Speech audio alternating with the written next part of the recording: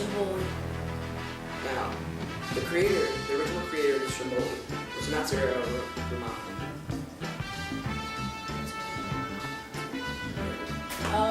And he is a Philadelphia man, and a lot of people believe that the stromboli was created in Italy. It was not. It was made in Philadelphia at Romano's Pizzeria.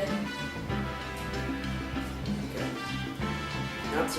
Mozzarella originally meant it to be a sandwich, but yeah, the customers, they questioned it, and he decided that it was something completely different. Yeah, and when they asked what this creation is called, a close friend of Mazzarelli's, he named it stromboli after the inspirational movie towards him. Stromboli. Starring Ingrid Berg. Alright, so now I'm going to show you the steps to making the stromboli. Alright, so next what you want to do is wear appropriate clothing. Small clothing or an apron works out. Pretty much it. First thing you want to do is wash your hands.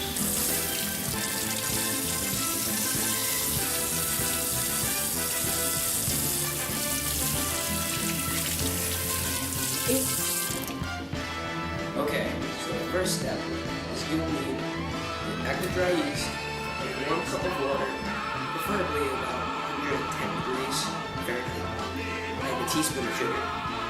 First thing you need to do, take a teaspoon of sugar,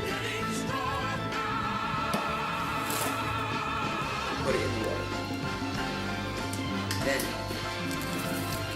dry yeast.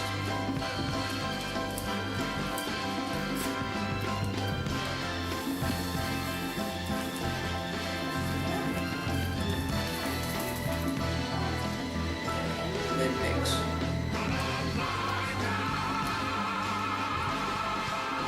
Just until it's creamy and dark.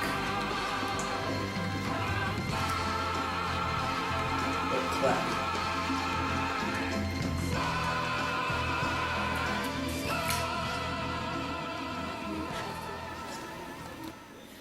Alright, so your ingredients for making the dough is, first you're going to need some bread flour.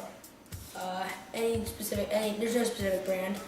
You're going to need some salt, a packet of active dry yeast, some granulated sugar, some water, and a mixing bowl.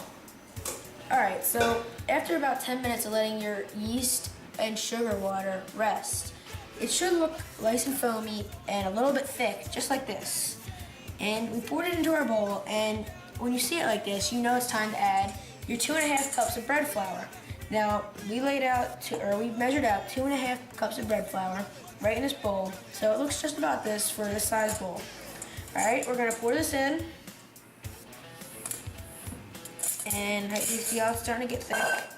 We're going to add our 2 tablespoons of olive oil. You want to do it over the bowl so that in case you spill any, it's not going to hurt you that much. This more like. So I'm going to pour it into your tablespoon, measure it just about exact. 2 tablespoons. This is a 1 tablespoon. And so you'll double it. So you go 1, 2. Alright. Now you want to bang it out, get some of the oil out, and I'm going to go put this in the sink. Next you want to get your 1 tablespoon, or teaspoon, teaspoon of salt. It looks roughly about this. You can get these measuring things, and it's a Pampered Chef measure. So you're going to pour it in, make sure there's none left. Okay, then you move here, and now you're going to beat it till it's nice and smooth. So you're going to get it nice and get the dough out so you don't get it flying around. Ooh, get a little bit out. So you see how it's getting nice and thick here? That's what you want. You want to get it nice and smooth. Get all the... Sometimes it's nice to bang out the dough.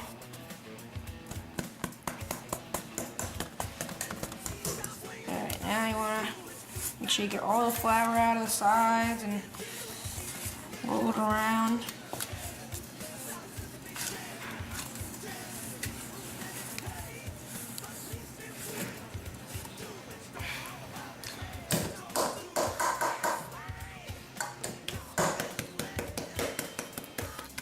So now I'm getting it out of the grates. I'm gonna do that every once in a while so that you get all of it in there. Alright, now continue beating until it's nice and smooth like it says.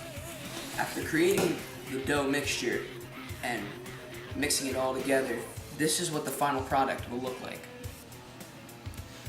Now, after you have this, you'll need to cover it and let it rest for 15 minutes, just so that the dough will rise.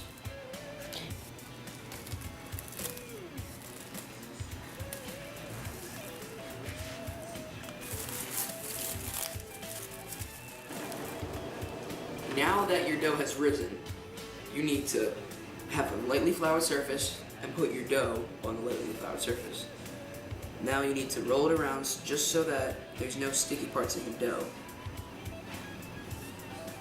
and the rolling pin does not get stuck on it.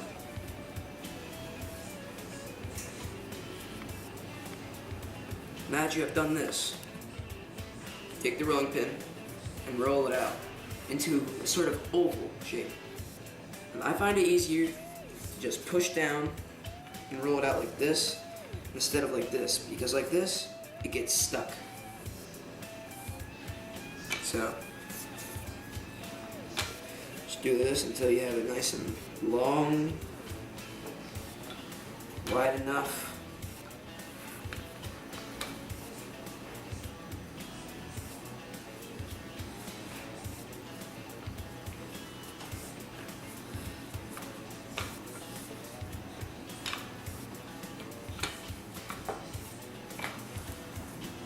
It's always gonna try to stretch back, but you gotta beat it to it, and you gotta just keep stretching it. Make sure that the dough is thin once you have it, maybe about a half a centimeter.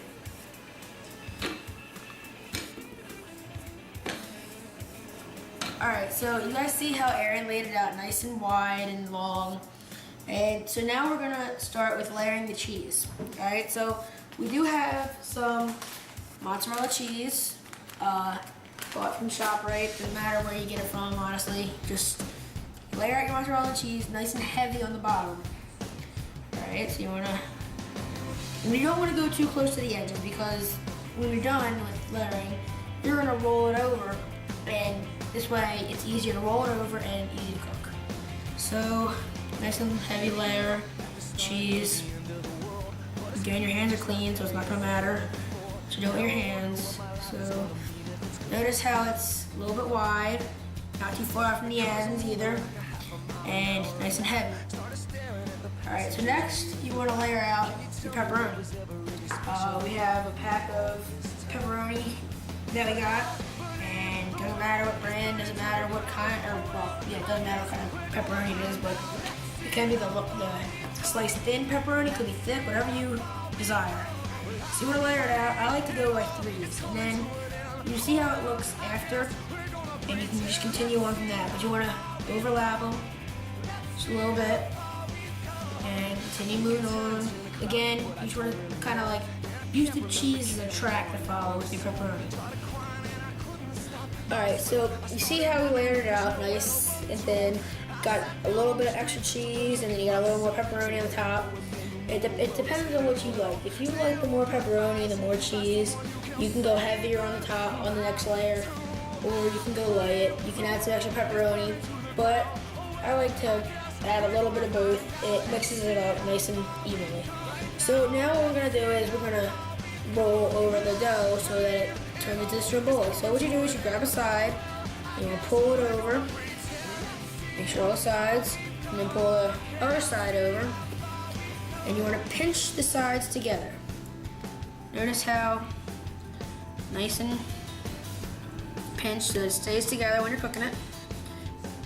Now, of course, it should stay together when you flip it over, nice and flip it over and cut it up a little bit. So then you want to pull over the ends and the end, and pinch those sides together also, so it sticks together.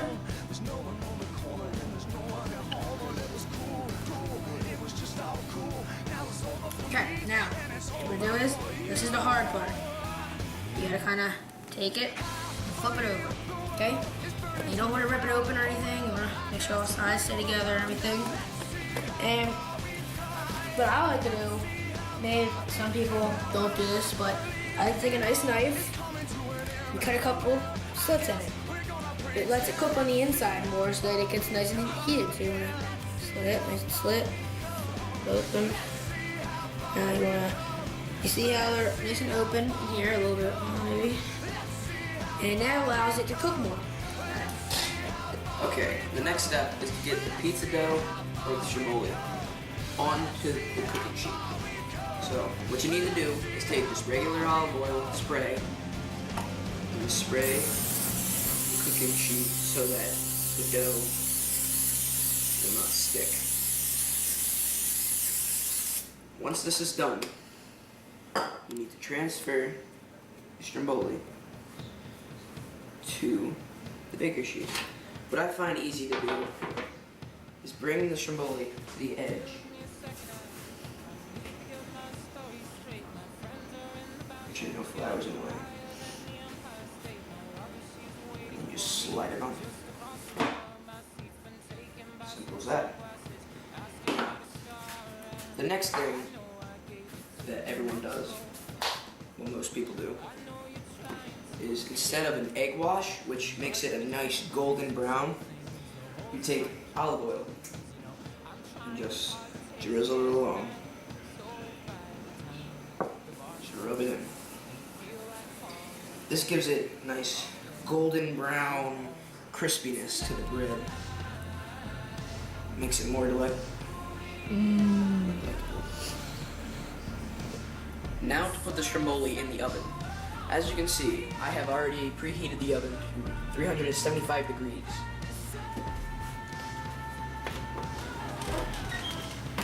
Be sure to not touch the ends and not burn yourself, for this would be a very serious burn which could possibly make you go to the hospital. Now, you need to cook for 15 to 20 minutes. Oh, you should always go for an even number, just because it's bread. So I'm going to set the timer for 17 minutes. And after all of this is complete, this is the final product.